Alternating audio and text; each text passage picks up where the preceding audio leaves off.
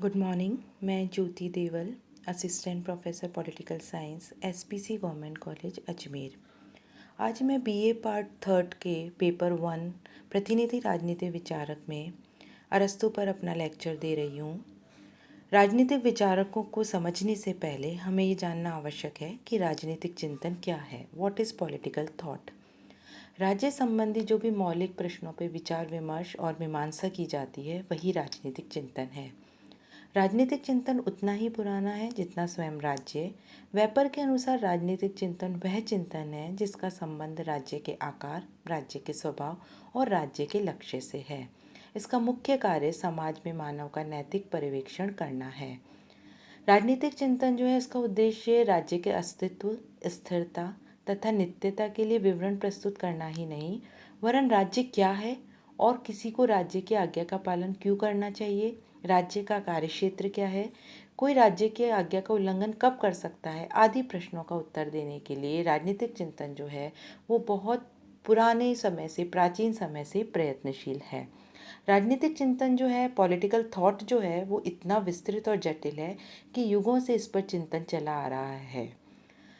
यूनानी दार्शनिक अरस्तु ने भी राज्य संबंधी समस्याओं का अध्ययन, चिंतन, मनन किया और उनके विचार जो है हमें उनकी राजनीतिक विचारों में और उनकी कृतियों में हमें देखने को मिलते हैं। अरस्तु जो है वो महान दार्शनिक थे।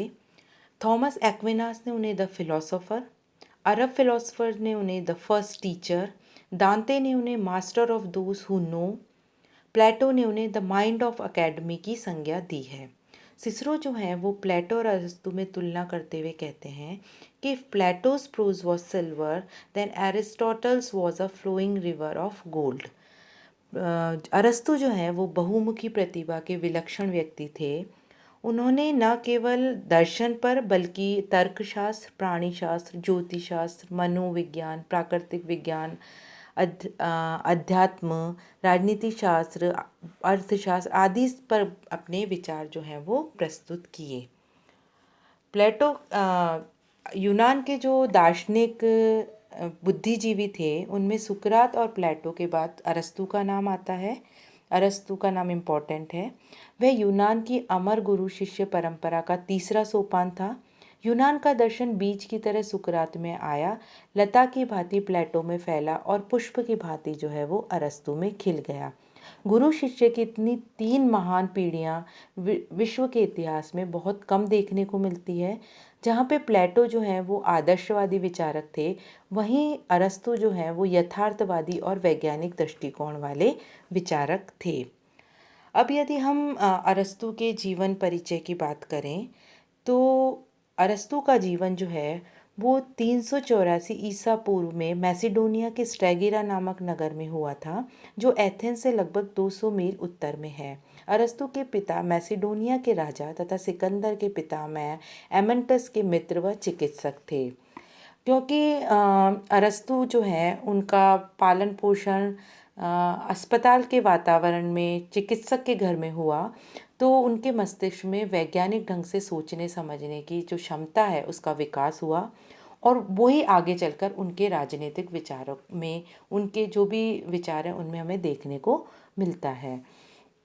किसी भी राजनीतिक विचारों को समझने से पहले हमें उसका जीवन परिचय, हमें उसका आसपास का परिवेश, हमें उसका पालन पोषण, उनकी अपब्रिंगिंग कहाँ हुई है, ये जानना बहुत आवश्यक होता है। वो इसलिए आवश्यक होता है क्योंकि ये जो परिवेश है, आसपास का परिवेश, उनका जन्म कहाँ हुआ, किस वातावरण में हुआ, क्या परिस्थितियाँ थी, यही उन आगे चलकर किसी भी राजनीतिक विचारक के विचारों का निर्माण करती है। तो किसी भी राजनीतिक विचारक को यदि हमें समझना है तो हमें उनके जीवन परिचय को, हमें उनके आसपास के परिवेश को समझना आवश्यक होगा। अगर हम अरस्तु की बात करें तो अरस्तु का जन्म जो है वो एक संभ्रांत परिवार में हुआ। तो संभ्रांत परिवार में होने के कारण अरस्तु का जीवन जो है वो बहुत संपन्न और सुखमय था और चिकित्सक का बेटा होने के कारण जो साइंटिफिक सोच थी वो उनके बचपन से ही उनको सोचने समझने की शक्ति का उनमें अभ्यास हो गया था। 18 वर्ष की आयु में अरस्तु जो हैं वो एथेंस चले आए और वहीं आकर वह प्लेटो के संरक्षण में आए। जो पॉलिटिक्स जो है वो अरस्तु की महानतम रचना है। ये राजनीति विज्ञान में एक इम्पॉर्टेंट इसका रोल है, एक इम्पॉर्टेंट निधि मानी जाती है। इस पहली बार इसी में राजनीति को वैज्ञानिक रूप प्रदान किया। जहाँ प्लेटो राजनीति और नैतिकता में कोई भेद नहीं समझते थे, वहीं अरस्तु ने पॉलिटिक्स में न केवल राजनीति को नैतिकता और नीति से अलग बताया, बल्कि राजनीति को मास्टर साइंस, सर्वोच्च विज्ञान की संज्ञा दी। पॉलिटिक्स में आदर्श की स्थापना तथा यथार्थ का विश्लेषण एक साथ ही करके अरस्तु ने एक नवीन राजनीति विज्ञान को जन्म दिया और ये मत प्रतिपादित किया कि यथार्थ आदर्श से कितना ही दूर क्यों ना हो, उसकी उपेक्षा नहीं की जानी चाहिए।